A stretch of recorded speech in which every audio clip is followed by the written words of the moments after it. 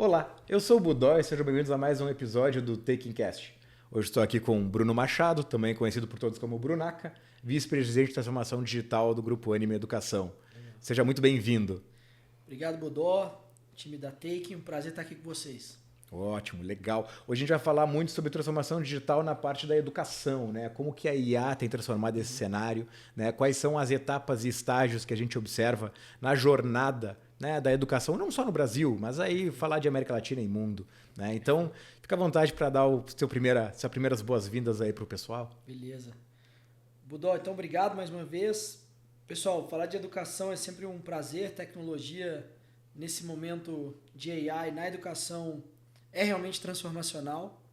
Existem já inúmeros casos de uso aplicados no Brasil pela Ânima e por outros grandes grupos e também escolas e universidades de pequeno e médio porte. Acho que assim, a IA ela é central na educação, são modelos de linguagem e quando você fala de linguagem você fala de comunicação, comunicação você fala de educação, então conteúdo, a tão sonhada personalização do ensino ou hiperpersonalização do ensino, nós vamos finalmente entregar com a IA generativa. A gente está no tempo certo, com a tecnologia certa e com os aprendizados das ondas anteriores de transformação, que todas as escolas fizeram o seu dever de casa e agora boa parte delas consegue capturar todo o valor necessário que os alunos e professores esperam.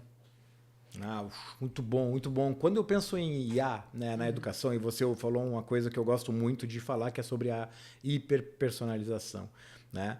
É muito preocupante nessa perspectiva, por exemplo, quando que eu começo a equilibrar entre o que eu preciso trazer de uma visão diferente, e eu não estou falando exatamente de viés, estou falando de visão, né? Porque quando eu direciono muito, na minha opinião, né, como uma pessoa que não estuda tanto sobre o assunto, mas quando eu direciono muito aí para especialização sobre determinada matéria, determinado assunto para o aluno, né, não parece que eu estou afunilando um pouco a visão dele, trazendo um negócio quase como se fosse alguma coisa de algoritmo, né? O famoso algoritmo. Então, eu vou levar para ele o que ele tem mais facilidade de aprender, ou eu vou levar para ele o que hoje o mercado está consumindo mais, né? Como que você vê isso? Isso é preocupante mesmo ou eu que estou viajando? Budó, talvez a sua preocupação ela esteja à frente do tempo versus os desafios de hoje. Então eu diria, fazendo um paralelo, como você mencionou, as redes sociais, né? Hoje é como se nós tivéssemos na escola um feed único, que nós víssemos a mesma coisa da mesma forma, na mesma intensidade. Então isso não encaixa bem com ninguém, porque tem gente que prefere, num mesmo conteúdo, aprender mais com vídeos, enquanto que o outro prefere aprender mais na leitura, ou na troca, no desafio, em fazer um quiz, em se testar várias vezes. Então o nível de personalização que a gente ainda está buscando é esse primeiro, de tornar o feed, né, personalizado, individual. Porque o professor sozinho, por mais que ele se esforce, ele não consegue dar esta atenção especial para cada um dos estudantes, esse feedback individualizado, pelo volume de estudantes e de aulas que ele ministra. Mas com suporte de AI, o professor pode fazer isso. Então a primeira camada é justamente a gente conseguir aproximar professores e estudantes, retirando os atritos que hoje existem na elaboração de questões, na correção dessas avaliações, na elaboração das respostas, das redações. Você imagina, você fez uma redação, uma questão dissertativa, você espera receber um feedback sobre o conteúdo que você criou ali, né? E com a AI o professor consegue fazer isso em escala e devolver isso para você mais rapidamente. Então você aprende mais, é um ciclo muito virtuoso que a AI tem permitido. Então mais adiante eu vou contar uns casos que a Ânima tem feito, mas eu te diria que até chegarmos nesse ponto de talvez tornarmos a jornada muito direcionada, né, ou enviesada, nós ainda temos esses capítulos a perseguir. Então a gente vai abrir, né, vai criar essa especialização, depois sim a gente vai ter que fazer os ajustes para que todos os estudantes... Porque, pensa só, você pode ser um administrador para herdar a empresa da família e liderar a empresa da família. Você pode também fazer um concurso público, ou pode empreender. Então a dosagem do conteúdo sobre gestão é diferente para estes casos de uso, para estas aplicações. Então a gente, claro, dá a base, fundamental para todos esses cenários. E depois o estudante, à medida que ele vai interagindo e vai tendo mais segurança do caminho que vai trilhar, ele puxa cada um desses. É por aí, cara, que a gente está buscando. Não, legal, legal. A hiperespecialização, nesse ponto que a gente está falando, ele acaba sendo mais pelos meios do qual a pessoa aprende, né? Esses formatos, uma multiplexidade, uma coisa que cada um tem a sua maneira melhor para aprender, né? Também, digamos assim, vendo o objetivo que essa pessoa está nessa jornada de estudo dela, principalmente quando a gente fala do long life learning ou lifelong learning, né, sobre o que a pessoa quer, qual que é o próximo passo dela, né? Então faz muito mais sentido focar nesse lado do que a minha preocupação, que é exatamente sobre um viés ou um tipo de conteúdo específico, né? Exato. Bom, acho que, cara, a gente vai ser muito frutífero aqui o nosso papo, acredito, né? Conte um pouco de você quer se apresentar, falar um pouquinho sobre sua jornada profissional, quem que é o Bruno, quem que é o Brunaca? Sim, obrigado. Cara, eu tô na minha segunda passagem pela Ânima, tive uma passagem longeva de 14 anos na empresa, num período que eu acompanhei grandes mudanças no ensino superior brasileiro, né? Para quem não conhece, a Ânima é um grupo de universidades, a gente tem atuação nacional em mais de 14 estados. A gente está chegando aí a 400 mil estudantes em ensino superior, graduação, pós-graduação, temos verticais de negócio que complementam essa oferta, vertical de direito, de gestão, de gastronomia, enfim, vários temas que ajudam a tornar a formação ao longo da vida mais rica, né, mais diversa. Mas voltando, então eu tenho uma primeira passagem nesse primeiro ciclo que foi de 2005 até 2019, então nesse período teve criação do FIES, do ProUni, dos cursos tecnólogos, dos primeiros IPOs na educação, crescimento do EAD. Então ali você viveu realmente um ciclo de crescimento bastante grande. Os grandes grupos hoje, e a Ânima é um deles, se formou, se consolidou nesta safra aí até 2019. Um pouco mais adiante teve uma série de mudanças de mercado, situacionais, regulatórias, como o fim do financiamento estudantil por parte do governo federal, e um novo momento, né, em que as pessoas buscam educação não somente nas universidades, mas buscam através de outros canais, outras ofertas. Então aí eu estou agora nessa segunda passagem, a partir de 2023, neste novo contexto, que é atualizar essa oferta, atualizar esse produto, como que a digitalização propicia um novo ciclo virtuoso, de maior engajamento do estudante e professor, novas receitas para a educação reconhecendo esses novos formatos e a eficiência operacional que é sempre necessária em todas as empresas. Então é isso, cara. Eu sou um cara, mudou para fechar, né? De educação na essência, tecnologia, claro, de formação, né? Eu tenho formação em tecnologia e também tenho para completar essa tríade, a área de saúde. Que o período que eu fiquei fora da educação, eu fiquei na área de saúde, na indústria farmacêutica, tecnologia para a indústria farmacêutica e operadora de plano de saúde. Então, eu digo que eu sou uma pessoa feliz por ter tido experiências que me levaram a aplicar a tecnologia para as pessoas, seja no contexto de melhorar a vida, né, de aprendizado, seja no momento de necessidade em saúde, promoção da saúde, viver melhor, enfim, e claro, tratar das doenças. Cara, então é um resumão sobre o Bruno, né, ou o Brunaca, como queiram, para esse início de conversa aí, cara. Quando você fala, né, dessa parte de health, né, life science, healthcare, né, anda muito junto com a educação. Né? Então você tem diversos órgãos, diversas organizações fazendo essa capacitação, falo de novo do Long Life Learning, focado na parte de health. Né? Uma outra coisa, que a nossa literatura ela sempre nos diz que a inovação ela nem sempre vem de especialista. Né? Então você poder olhar como que as coisas funcionam num ambiente separado, no caso educação e health, né? Por mais próximo que eles sejam, são separados, e você conseguir aplicar as melhores práticas de cada um deles para ir fazendo cada vez mais subir a régua, tanto na educação quanto em health. Né?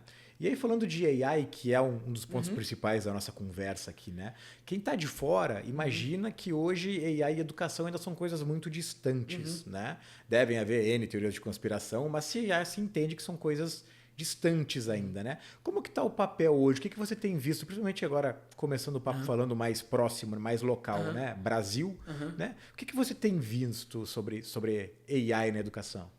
Cara, nesse momento que a gente está, nós já temos frameworks setoriais para aplicação de AI. Então, de adoção de AI generativa, sobretudo. É claro que também há uma cobertura na AI tradicional, né? Ou seja, ciência de dados, enfim.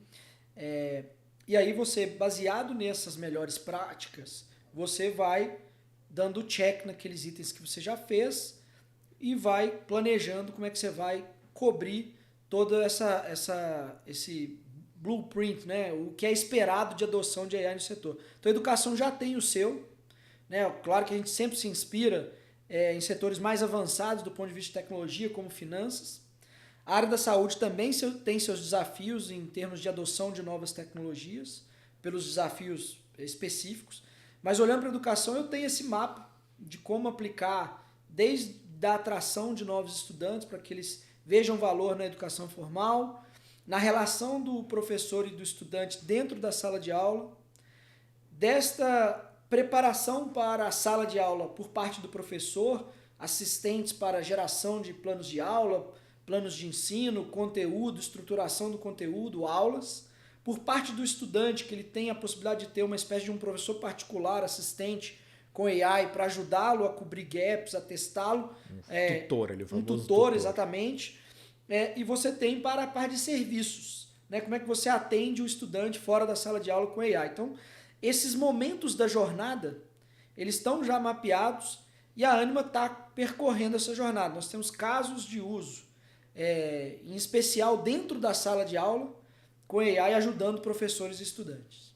Ah, legal. Falando de casos de uso especificamente, aí agora eu vou pedir só para dar um check. Você fala dos casos de uso por agora ou você quer falar em algum dos blocos específicos? Não, vamos agora, tranquilo. Então faço o convite já, tipo, né? Boa. 3, 2, 1. Cara, ele faz depois com o IA, ele junta a mágica. Esse dia ele montou um que foi todo em inglês aí. A gente fez aqui em português, não deu para fazer em inglês, por alguns motivos específicos, e ele conseguiu converter tudo para inglês. Ficou tudo bem que eu parecia um Budó de Mumbai, mas ficou bem legal. Vai voltando aqui. Sim. Né? E Bruno, o que você traz desses casos de uso, né? Esses exemplos práticos do que você tem colocado dentro da Ânima, por exemplo? Budó, a gente tem uma estratégia que a gente chama de U-Life AI. O U-Life é o nome do nosso Learning Management System, a ferramenta que professores e estudantes usam dentro da sala de aula, também para se organizarem em suas atividades acadêmicas e uso dos nossos serviços. Então essa é uma tecnologia da Ânima. Então esse U-Life nos permite inserir de forma ubíqua AI em vários dos momentos da jornada. Eu digo que agora o U-Life tem vários botões mágicos. Botão mágico para o professor quando ele quer gerar uma questão objetiva para o estudante, para fazer uma prova. O professor ele pode clicar e dizer: eu quero gerar uma questão com suporte de AI. É uma decisão do professor. Esse é um caso implementado clássico do setor e que nós já superamos, nós já temos em escala esse tema. E isso, obviamente, vai indexar conteúdo, vai levar em consideração a matriz, o que precisa ser considerado, o banco de questões. Então, é uma geração de questões estruturada, para que depois possa ter uma reutilização. Isso a gente reduziu erros ortográficos na geração das questões, ausência de respostas quando você elabora as possíveis respostas daquela questão. Então, a qualidade acadêmica melhorou muito com esse U-Life de elaboração de questões. A gente tem também um outro caso de uso de correção de redações. Então, seja para ingressar na universidade que você faz uma redação, seja para uma avaliação dissertativa, que aí você responde de maneira aberta, textual, o seu pensamento, né? Você devolve o seu pensamento, nós já somos capazes de corrigir dentro de um fluxo que passa também pela revisão do professor. Então, esses são dois casos bem relevantes. No tema de conteúdo, para consumo de conteúdo, você imagina que esse podcast ele vai ter seus 40, 45 minutos. O que a gente está fazendo com as gravações é transcrevê-las, resumir as transcrições e permitir que as transcrições sejam ouvidas na língua criada ou em línguas alternativas. E, para nossa grata surpresa, as pessoas fazem isso. Elas clicam e tentam ouvir em espanhol ou em inglês. Você acaba por despertar também um interesse nesse outro campo, né? Um aprendizado secundário. Você aprende o que está de fato sendo tratado, mas também está praticando o inglês, está praticando o espanhol. Então a gente está fazendo esse tipo de coisa já em escala na Ânima, para citar 3 exemplos. Então tem geração de questões, correção de redações e o que a gente chama de recap, que é esse de recapitular vídeos, resumi-los e colocá-los à disposição do estudante como áudio, algo que ele possa acessar offline. Então são novos formatos de conteúdo. Essa mudança cultural, né? Tanto do aluno, professor, de todo o staff, de todo mundo que está envolvido, né? É uma mudança cultural realmente, porque a gente vem desde a época, né, de que as férias foram planejadas por causa das colheitas, né? Então a gente vem numa linha há muito tempo, passa por Mobral, passa por toda uma transformação na educação, né? E agora mais uma grande mudança cultural, porque a educação ela se apresenta de uma maneira hoje bem mais, eu não vou dizer moderna, porque moderna é óbvio, né? Mas bem mais sofisticada, né? Então é uma transformação cultural. Eu fico pensando, claro, que isso não atinge ainda hoje a maioria dos brasileiros, né? Mas realmente prepara uma nova leva de profissionais do mercado de trabalho, né?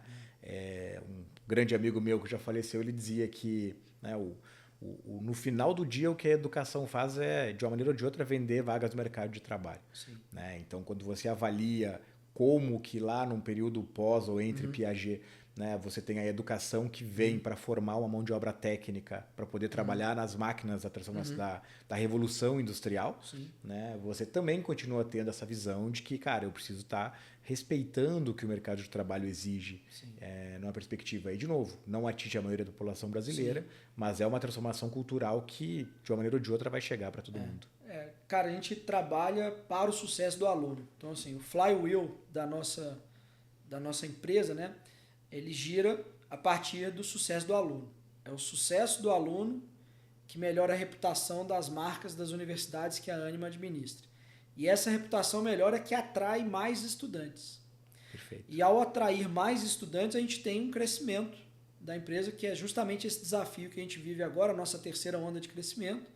Então, essa receita adicional é que nos permite reinvestir ainda mais numa educação de qualidade, que, por sua vez, fechando o ciclo, né, retroalimenta o sucesso do aluno. Então, eu consigo entregar uma educação de qualidade se eu orientá-la para o sucesso do aluno, para ele ter sucesso naquilo que ele veio buscar. Seja isso empreender, trabalhar no governo, trabalhar numa grande empresa, num pequeno negócio, num negócio familiar. Então, a gente está muito atento ao que é sucesso para o aluno, para entregar esse sucesso para cada um dos alunos, de uma maneira cada vez mais especial para cada um deles. A mudança, essa mudança cultural que começa a ter uma mentalidade da pessoa que estuda de forma diferente, né? Quando a gente fala do long life learning ou lifelong learning, né? É realmente você estar trabalhando com essa mentalidade. Porque quando eu estudei, quando você estudou, a gente está sempre estudando, né? Mas quando a gente se formou, se graduou, a visão era, cara, eu preciso dar a resposta mais rápida e eu preciso dar a melhor resposta o mais rápido possível, como eu disse, e a educação ninguém me tira, né? Ou seja, o que eu aprendi, eu mantenho comigo e é o que me mantém enquanto raro no mercado de trabalho, por exemplo. E hoje, quando você olha para o lado, são novas tecnologias o tempo todo, são novas ferramentas o tempo todo, né? Recentemente eu fui num evento e existia um banner no evento com um cara assim, um pouco mais velho do que eu, e dizia embaixo, né? Eu era sênior, eu sou júnior. Né? E eu acho que aquilo diz muito, porque a gente tem que estar sempre se atualizando. Né? E aí, de novo, a sacada do Long Life Learning, né? Lifelong Learning, é poder estar se atualizando e estar sempre melhorando. E é o que você falou, é o sucesso do aluno. Né? Então, não é uma coisa só daquele momento de vida da pessoa em que ela estava focada nos estudos, mas é a vida inteira. Porque hoje, principalmente, eu acho que com a longevidade das pessoas, né? Muita gente diz que provavelmente você e eu, a gente viveria até os 30. Até os 30, os amigos achavam que eu não ia viver. Que você e eu provavelmente viveremos até os 100 anos de idade. Né? Mas é toda uma questão da medicina, a questão de condições de tratamento, etc. Mas eu acho que isso também diz muito que talvez daqui a 20 anos eu olhe e fale assim, cara, eu quero mudar de carreira. Eu quero mudar de carreira, eu quero estudar marketing, ou eu quero fazer direito, né? Ou eu quero fazer uma outra carreira. Né? E aí, de novo, São ferramentas que precisam estar de forma mais intensa estimulando as pessoas a isso, né? Eu acho que tem, nesse ponto que você trouxe agora, muito uma questão de estratégia e visão de longo prazo de quem se considera de educação. Aí eu não diria que educação é um setor, mas quem considera educação na proposta de valor. E aí isso cobre um número muito maior de empresas. Você há pouco falou dos hospitais, né? Tem muito hospital que também é uma escola. Tem grupos de saúde que têm ofertas educacionais muito robustas. Assim como a educação está caminhando também para a educação médica, né? Para a parte assistencial. Mas assim, cara, essa estratégia de entender que as pessoas elas vão viver mais e elas vão ter diferentes momentos na vida, né? Que a gente não vai ter uma carreira só, né? E aí tem até nome para isso, né? Tem essa economia grisalha, né? Silver Economy. Então, o que essa pessoa nesse momento de vida ela quer aprender? Então, a Ânima ela não se define como ecossistema à toa. Isso faz parte da estratégia. E de ecossistema no sentido de que a gente conecta várias ofertas, né, educacionais, propostas de valor para as pessoas nos seus diferentes momentos da vida. Claro que tem uma oferta mais concentrada no 18 a 24, mas nós temos ofertas como educação executiva, parceria com a Singularity University no Brasil para programas executivos, tem a parceria com a Le Cordon Bleu para cursos de gastronomia para quem ali quer, já num momento de realização, né, profissional e quer, enfim, se envolver em outras atividades de desafio intelectual. Então a gente tem também, cara. Então acho que é isso, você combinar a estratégia com essa potência que a AI generativa agora pode te ajudar na execução dessa estratégia.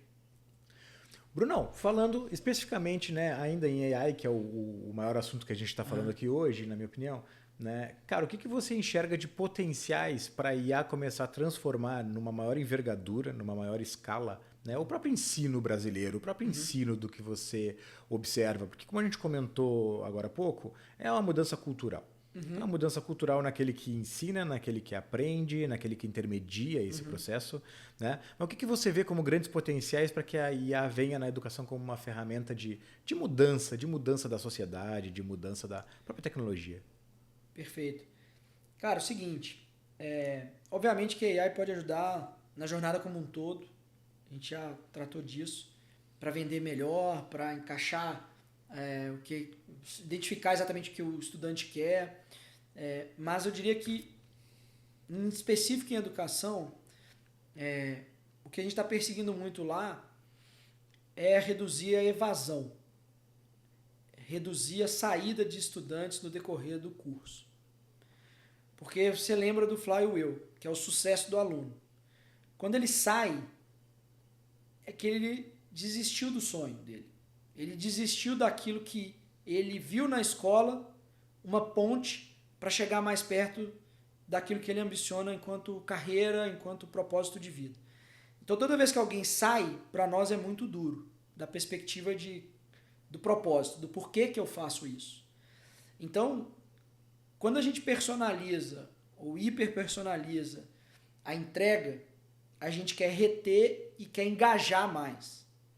Eu vou te dar exemplos aqui habilitadores, que são fundação para a AI atuar melhor. Nosso app para o estudante tinha uma nota muito aquém do mercado e muito aquém das expectativas dos estudantes, mais importante do que tudo. Nós trabalhamos muito para que o app tivesse a maior nota possível, que fosse parâmetro para o mercado. A gente está nessa travessia, a gente já está em 4.8, 4.6, a gente ainda não tem a marca de referência, né, a nota de referência, mas nós já melhoramos muito nesse período. E o que isso, somado a essas funcionalidades de transcrição, de resumo, de quiz, de simulação de entrevista, que é uma que está para sair agora, o aluno simular uma entrevista de uma determinada vaga de trabalho, ele ter o score assim, do matching dele com aquela vaga para se aplicar para a vaga certa, tudo isso tem aumentado o engajamento, o tempo que as pessoas consomem o conteúdo da Ânima, das escolas da Ânima. Então, o que a gente está fazendo é direcionando o tempo de atenção dele para um conteúdo de educação, para que ele cumpra o propósito que ele veio buscar conosco, ao invés de, por exemplo, gastar mais tempo jogando em bets ou acessando conteúdo que vai dar aquele frisson de curto prazo, mas que ele não contribui para o longo prazo da pessoa. Então, porque a gente compete com a economia da atenção, né? Então, quando a gente torna uma oferta sólida mais atrativa, cara, eu estou ganhando tempo, minutos no dia daquela pessoa consumindo um conteúdo que vai ajudá-la no propósito dela. Então, é isso que a AI tem nos ajudado, a garantir que a gente vai fazer mais pessoas chegarem ao final e conquistarem aquilo que elas estão buscando. É isso, é bem ligado a propósito, é bem ligado à estratégia, e a AI é uma forma concretíssima de entregar. Interpretando o que você está falando assim e pensando aqui enquanto você falava, né, também está sempre estimulando as pessoas a dar um próximo passo, né? Porque nós temos aí 1 ou 2 gerações passadas que, quando entrou numa empresa tal, ou quando passou num concurso X, ou chegou no ponto. Então é só manter, né? E a gente, quando vai estimulando as pessoas sempre a ter esse próximo passo, né? Você consegue fazer essa engrenagem funcionar melhor, né? Porque aí o cara sempre vê, a pessoa sempre vê, né? E diz, opa, peraí, eu posso melhorar, eu posso chegar naquela situação, eu posso chegar naquele ambiente, eu posso chegar naquele patamar de conhecimento e etc. Então, fazer esse estímulo também ajuda muito, né? Então, é uma fome e a vontade de comer. Budó, assim, um exemplo ainda mais concreto. A gente implementou há pouco tempo uma plataforma de omnicanalidade. A Take até ajudou a gente nisso também. Então, a gente implementou uma ferramenta de omnicanalidade que permite que, independente do canal de contato do cliente conosco, a gente consegue orquestrar esses canais e tal. E aí, eu fui em uma das unidades, né, eu vi uma diretora, e ela mencionou assim, cara, mas quando o coordenador liga ou manda mensagem, o aluno responde. E quando a gente manda pela plataforma, o aluno ou o candidato não está respondendo com a mesma intensidade, né? Assim, as taxas de abertura, taxa de leitura, todos os indicadores associados à comunicação, eles são aquém de quando o coordenador manda, né? E aí o que a gente falou assim, cara, mas como que eu escalo? Porque aí você fala assim, cara, é um problema tecnológico? Não, não é um problema tecnológico, mas é como a gente especializa a tecnologia, porque uma coisa é o coordenador do curso te falar os atributos do curso, te convencer, e você saber que está falando com um coordenador, aquilo te dá uma segurança maior, você toma a decisão, sim, né? Sim. E aí nós temos algoritmos de clusterização, de propensão a uma pessoa a vir a estudar conosco, nós temos algoritmos de evasão, que é a probabilidade daquela pessoa deixar, preditivos, né, deixar de estudar conosco. Nós temos os dados e as variáveis. Onde a IA generativa vai ajudar agora? Nós vamos individualizar as mensagens emulando o que o coordenador faz. Né? Assim, num estímulo, numa mensagem de estímulo para que ele continue. Cara, eu sei que você não foi tão bem nessa prova, poxa, eu sei que você faltou 3 dias, eu sei, né? Cara, mas continua. Tá aqui o resumo da aula que você perdeu, tá aqui o áudio do resumo da aula que você perdeu, tá aqui tal coisa.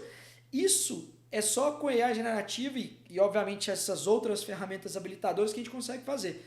Porque a reclamação não era que a ferramenta não atendia, mas é que aquela humanização do coordenador ela não é escalável. Então, como que eu humanizo também com tecnologia? E aí, ouvindo uma pessoa, né, ouvindo quem entende do negócio, e a gente vai criar mensagens individuais. Então, as réguas do nosso CRM, elas não são réguas com um template de mensagem com campos variáveis que eu ponho dado. Um script. Não é um script. Eu vou ter uma mensagem para a pessoa naquele momento, na combinação do que aconteceu com ele naquele dia ou naquela semana, nos últimos 3 dias. A gente vai ser muito mais preciso nessa comunicação na escala que a gente tem. Então, eu acho que é isso que a gente está muito focado lá.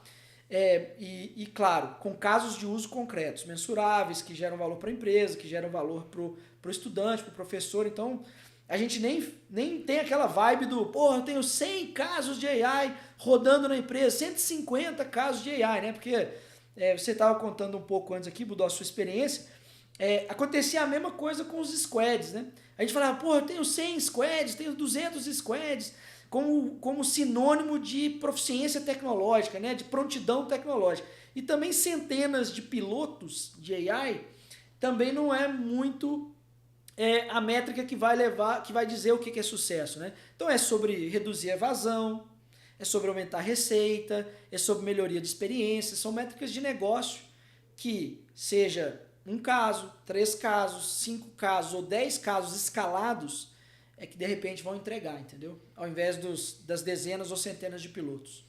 E deixando uma polêmica na questão comportamental atual, né, que a gente observa também, durante muito tempo, durante décadas, a gente olhou e falou assim, cara, o chatbot não atende como o ser humano atende. Né? Cara, o computador não está conseguindo gerar um script como a gente atende. Várias vezes a gente falou em teste de Turing para poder entender.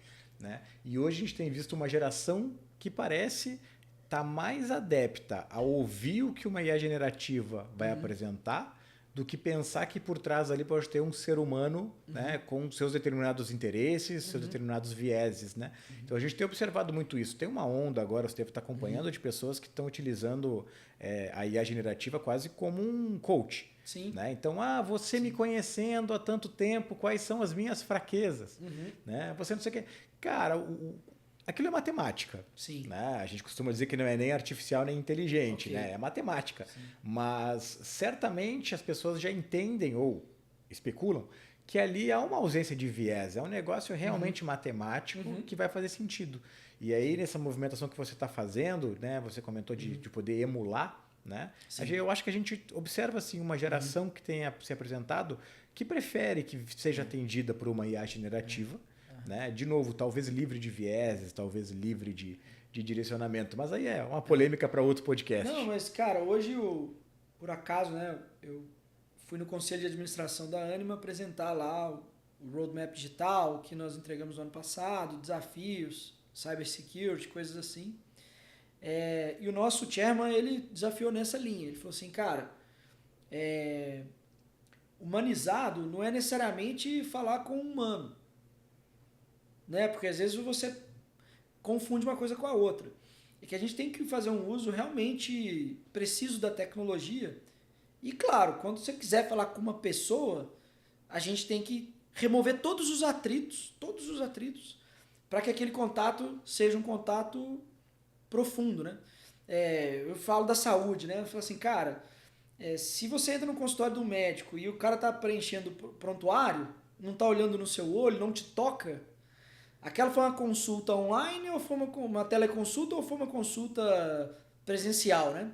Não foi presencial, cara, porque o cara não estava lá, ele estava preenchendo os laudos. Por que ele estava preenchendo os laudos? Porque senão o plano não autoriza o procedimento. Então tem uma série de questões que a gente tem que tirar o atrito com a tecnologia. Vão gerando esse atrito. Então se você tirar tudo isso, seja do médico, do professor, você vai conectá-los. Esse é o nosso, quando a gente fala assim, nossa visão para IA, a gente fala assim, cara, é aplicar inteligência artificial para melhorar a experiência e os nossos serviços de modo a conectar, aproximar professores e estudantes. A gente quer aproximar. Parece maluco. Cara, mas como você vai aproximar se você vai botar uma AI? Cara, eu vou botar uma AI para tirar todo o atrito que impede que esses caras tenham um tempo de qualidade. Entre aspas, uma burocracia. Vou reduzir essa burocracia. Vou falar exato, burocracia, cara. porque burocracia é um outro termo que também é muito polêmico. Que a gente estava falando lá, cara, eram 6 telas até o cara fazer tal coisa. Agora são 2 telas. Mas se ele quiser falar com alguém, ele pode. Então a ambição não é eliminar as pessoas. Nunca foi. E até onde a gente controla aqui, né, o nosso futuro, né, também não é esse o driver principal, entendeu? O que a gente está buscando realmente é aproximar, é entregar uma experiência de qualidade e, de novo, fazer com que mais pessoas cheguem no final, cara, felizes. Brunão, cara, o papo tá ótimo. Se desse, a gente ficava aqui 4, 5, 6 episódios diretos falando, né? Mas o tempo tá correndo. Sim. E a gente vai se encaminhando pro final. Cara, hoje você lidera, fala lidera com toda a propriedade do mundo, você lidera esse movimento dentro do Grupo Ânima Educação, certo? Sim. E, cara, isso exige realmente muita coragem, né? Além de ter o famoso bambolê, o jogo de cintura, né? Exige muita coragem, cara. E como é que você vê a questão da liderança, né? Não só do movimento, mas a liderança das pessoas, não só a tecnologia, mas a liderança dessas mentes, né? Como que você vê esse movimento? O que você tem visto de maiores desafios? Ou que você olha para o seu time, que certamente é um baita time, né? E você olha e diz assim, cara, o que eu estou fazendo aqui é poder unir as pessoas certas no momento certo. Mas como que você vê essa liderança para fazer essa transformação, encabeçar essa transformação? Cara, liderança fundamental, como foi também exigido em outros momentos, outras ondas tecnológicas. E no caso do AI não é diferente, cara. Assim, eu sempre falo para as pessoas que trabalham comigo que eu prefiro me cercar de gente melhor do que eu. Gente grande, gente parruda que vai me desafiar, que vai evitar, que não vai me deixar levar a tecnologia e o mindset digital da empresa para o lado errado. Então, tem muito challenge, tem muito desafio entre nós. Tem muito debate entre nós, líderes de tecnologia. Hoje somos 7 lideranças, né, contando comigo. São 4 diretorias. Temos 3 diretoras, né, a Vanessa, a Iranilda, a Rúbia. Tem o João, que lidera mais a parte acadêmica.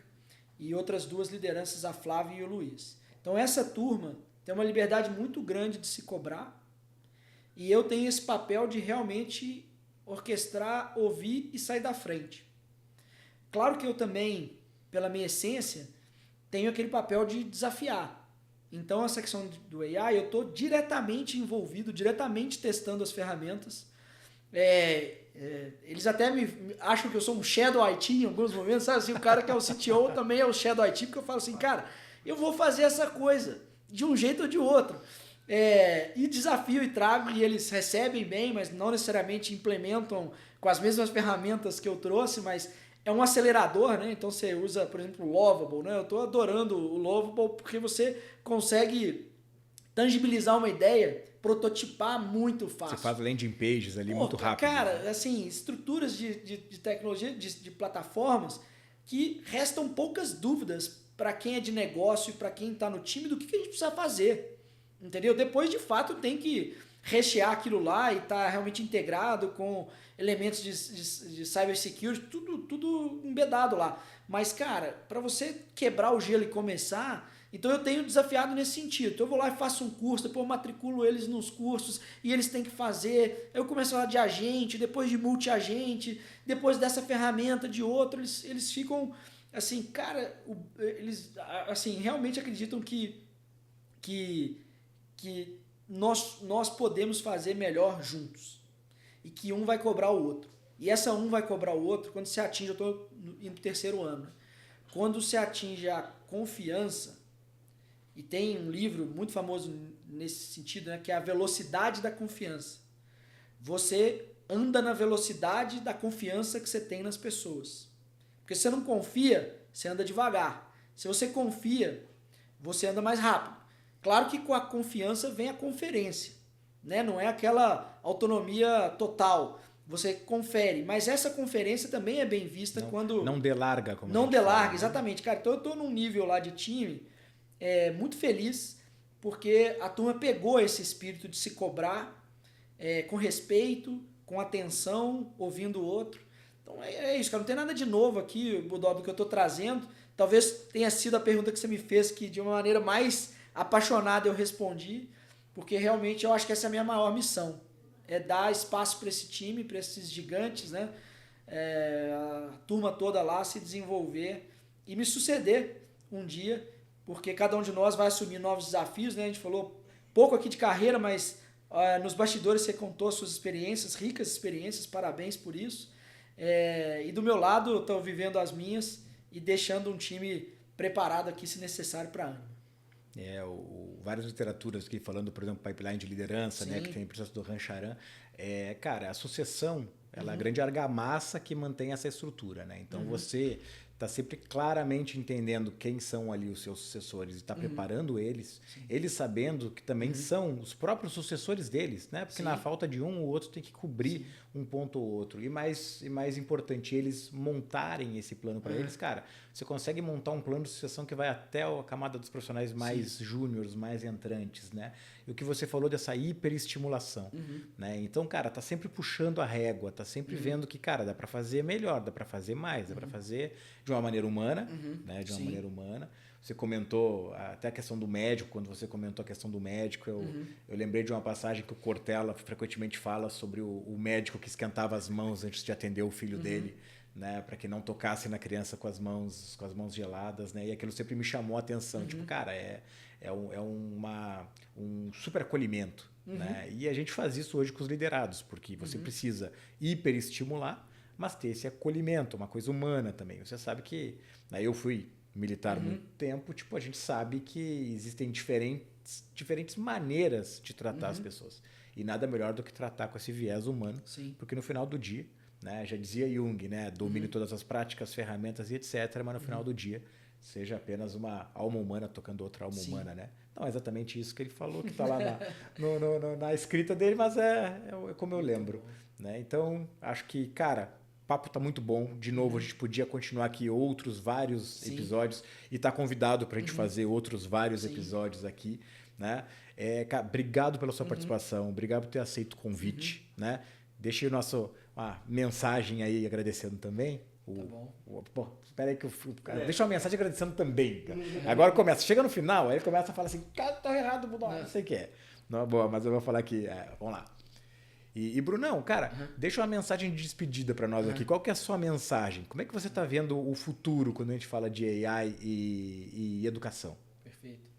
Dó, primeiro agradecer a Take pelo convite, você, o Marco, todo o time que nos atende lá na Anima. A gente está muito feliz lá com a parceria com vocês. Será um prazer participar em outras oportunidades. Um desafio novo aí que vocês criarem, contem comigo.